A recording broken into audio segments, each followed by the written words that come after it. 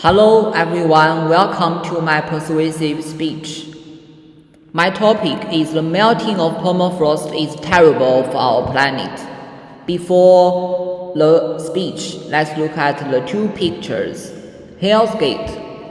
It's the Bacteria crater in eastern Siberia. It's known locally as the Gate of Hell because it sounds like the Earth's interior. It's not mysterious. The noise it produces results from a well-known phenomenon, the melting of permafrost. The melting of permafrost is terrible for our planet because it will impact the global ecosystem and it leads to climate change and may even plunge our Earth into an environmental disaster. I will focus on the harm of permafrost melting and how people should act to deal with the resulting problems. Today, my speech will begin with the danger of permafrost melting. Next, suggestions on preventing frozen soil from melting will be put forward.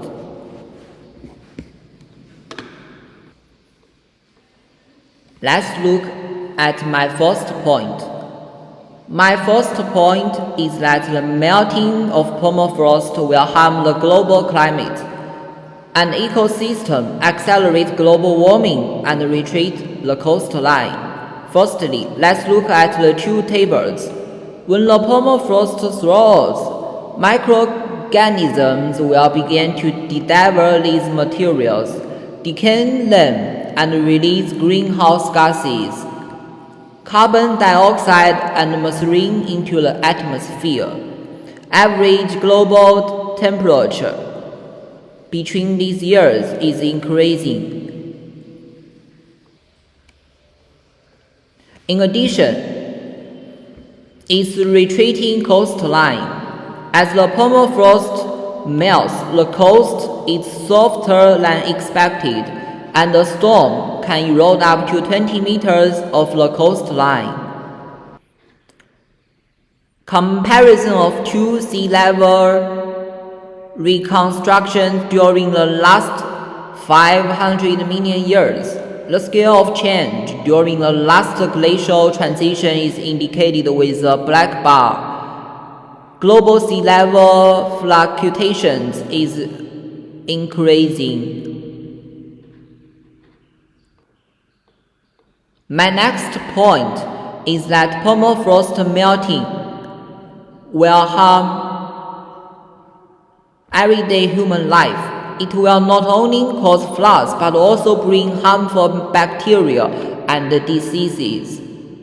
The melting of permafrost is turning previously frozen land into ponds and swamps, and their existence continues to accelerate the melting process. The shift from solid ground to ponds has increased flooding in North America and Russia. Active communities.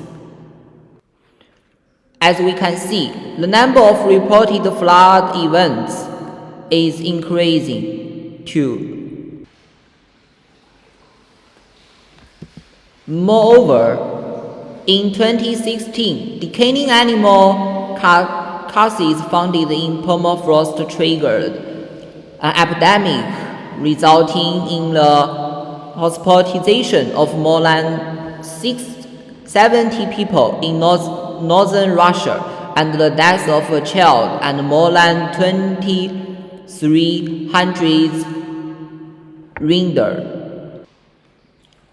It's incredible that the melting of permafrost can even do harm to bacteria and diseases.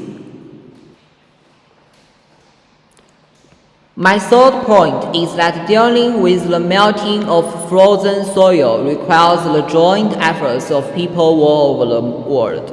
We cannot change the nature of permafrost, but we can slow down global warming.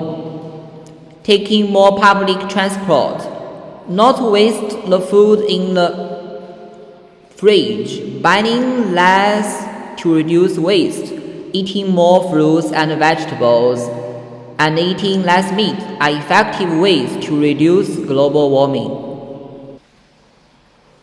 Lastly, I want to show opposing sides argument.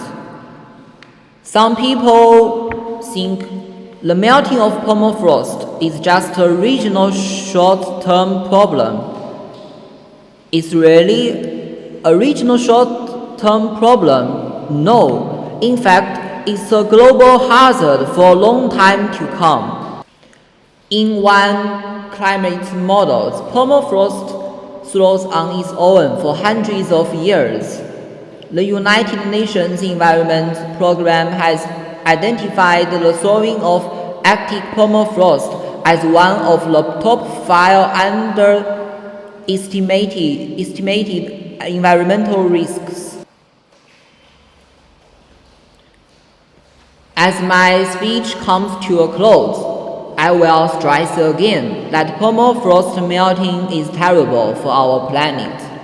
The melting of permafrost not only does harm the climate and ecosystem, but also harms everyday human life. These are reflected in the fact that it will accelerate global warming, cause coastlines to retreat, and cause floods and disease. We cannot ignore the problem of permafrost melting. When we understand its harm to the Earth and human life, we must take active actions and work together to slow down global warming.